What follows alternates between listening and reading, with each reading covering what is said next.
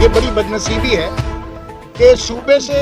Merit کا تو خاتمہ ہو چکا ہے۔ الیکشن کی بات آتی ہے تو ان کو کراچی اور حیدرآباد یاد آنے لگتا ہے، جہاں سہولیات صورتحال ایسی ہے کہ 2 بجے کے بعد اسپتال نہیں ہے۔ اصغر بھائی سے مل کے آ رہا ہوں، جس طریقے سے انہوں نے سول ہسپتال کے معاملات بتائے،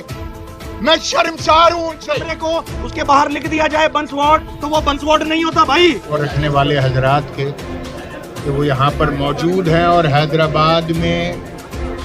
ہونے والے اس بہت بڑے سانحے کو، جس میں 50 سے زیادہ بڑے اور ایک بہت بڑی تعداد میں بچے جھلس کر سلنڈرز کی وجہ سے جو دھماکے ہوئے سلنڈرز میں،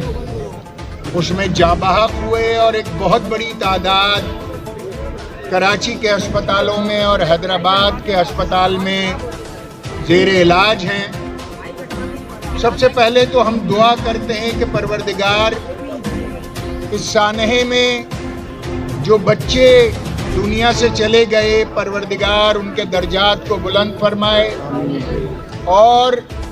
ان کو جنت الفردوس میں جگہ عطا فرمائے۔ اس کے لیے ہمیں غور کرنا ہوگا وہ کیا واقعہ تھا جس کی وجہ سے اتنی بڑی تعداد میں ہمارے بچے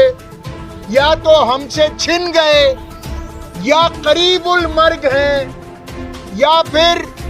وہ جتنے زیادہ زخمی ہیں وہ واقعہ دوبارہ پاکستان میں کسی کے ساتھ نہ ہو۔ اس میں OGRA oil and gas development authority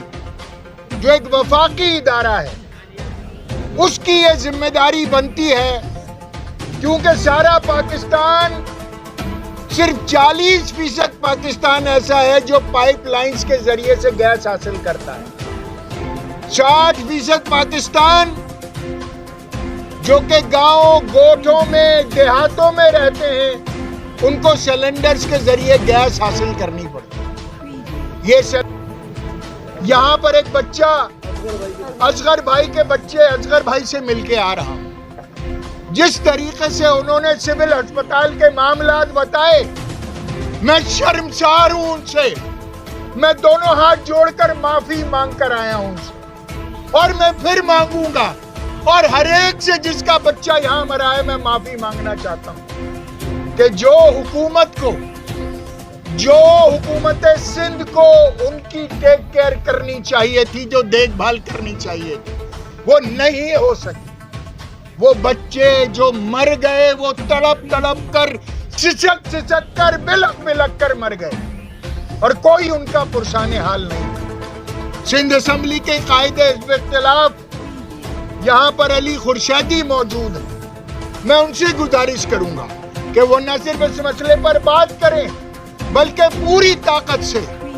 حکومت اوگرا کی جانب سے، میں تصویر کے دوسرے پہلو کی جانب آؤں گا کہ جس میں ایک سانحہ ہو جاتا ہے ایک جگہ پہ،